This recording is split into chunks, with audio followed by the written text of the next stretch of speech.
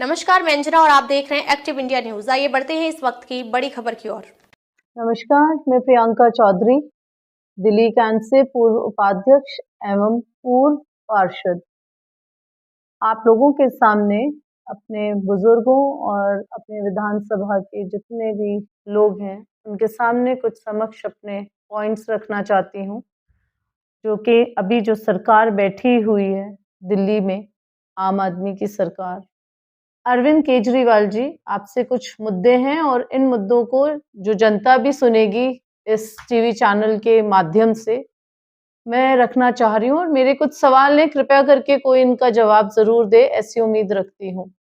मैं ये जानना चाहती हूँ कि आपने इस प्रदेश के लिए, दिल्ली प्रदेश के लिए कुछ स्कीम्स लेकर आए, उसमें कुछ स्कीम आपकी पढ़ाई की, स्कूल की रही, कुछ आपने इस तरह की स्कीम चलाई, लेकिन जो स्कीमें आपने शराब के साथ चलाई कि एक बॉटल के साथ एक बॉटल फ्री, मतलब कोई एक अनपढ़ इंसान जिसको इकोनॉमी की जानकारी नहीं होगी उसे भी ये पता होगा कि शराब की बॉटल एक के साथ एक फ्री बिक्री जो कर रहे हैं आप, वो आप लोगों के साथ तो क्या अत्याचार कर रहे हैं, परिवार के साथ क्या अत्याचार कर रहे हैं, किसी की माँ के साथ क्या अत्याचार कर रहे हैं, किसी की बहन, किसी की बीवी या किसी की बेटी या पूरे के पूरा परिवार, उनके बच्चों पर क्या असर होता है, वो तो फर्क पड़ता ही है बहुत ज्यादा।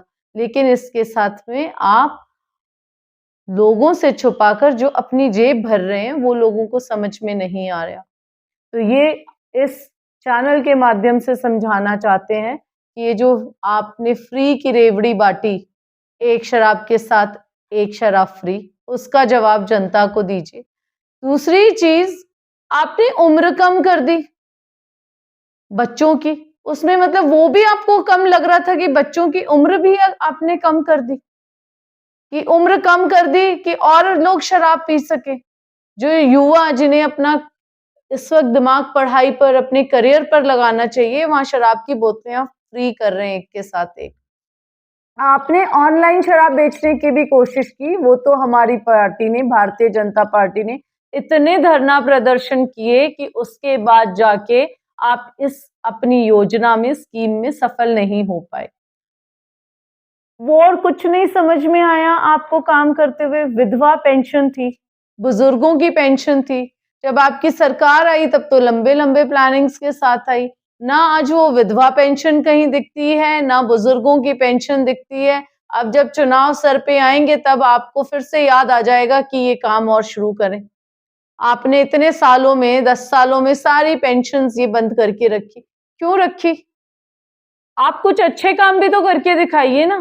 आप अपने मैनिफेस्टो में काम दिखाएं तो सही कि आपने पिछले 10 साल में दिल्ली के लोगों के लिए क्या काम किया क्या है।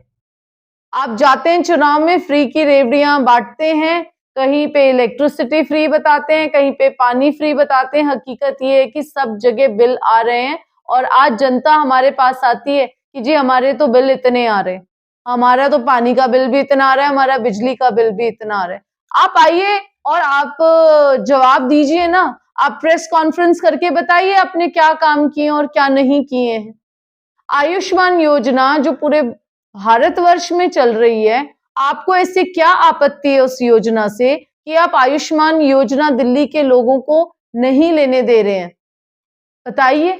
मतलब आपको तकलीफ है कि दिल्ली के लोगों को फ्री में जो 5 लाख तक की ये योजना मिल रही है मेडिकल हेल्थ की, प्राइवेट अच्छे हॉस्पिटल्स में, उसको रोकने में आपको क्या अच्छा लग रहा है? आप उनके सेहत से खेलना चाहते हैं, उनके जीवन से खेलना चाहते हैं, क्या चाहते हैं?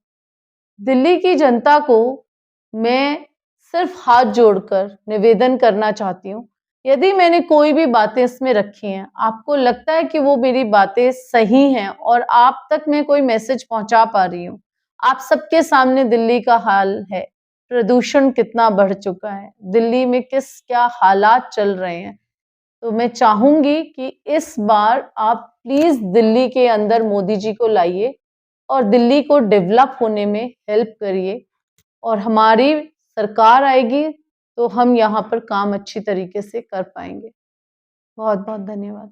दिल्ली कैंट विधानसभा से प्रियंका चौधरी इस बार भारतीय जनता पार्टी से प्रबल दावेदार हैं। प्रियंका चौधरी का एक सपना है अपनी जनता को लेकर कि हर गरीब का बच्चा उच्च शिक्षा प्राप्त करे और देश दिल्ली कैंट का नाम रोशन करे। अब तक के लिए बस इतना ही, फिर मिलते हैं एक ऐसी ही बड़ी खबर के साथ। अब तक के लिए नमस्कार और देखते रहिए एक्टिव इंडिया न्यूज।